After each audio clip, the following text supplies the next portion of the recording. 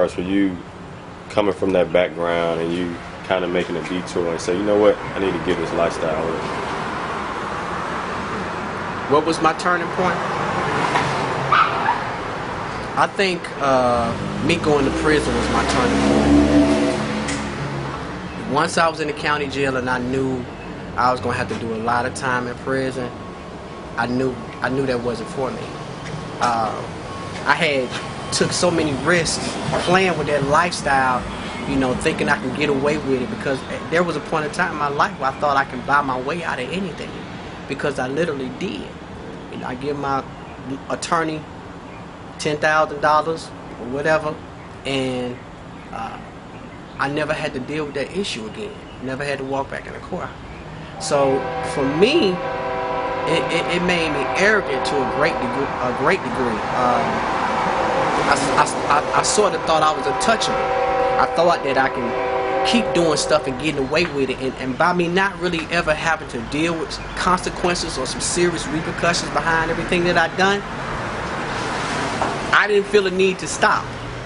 And I think that's what you see today. You see a lot of people that continue to do what they're doing because they don't understand the consequences of the decisions and choices they make. But definitely, when I was in the county jail, man, I knew I was going on a long ride, man, and it was like, wow.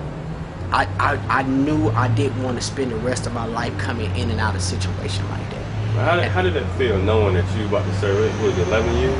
11 and a half. Actually, when I got sentenced, I only was sentenced to 10 years.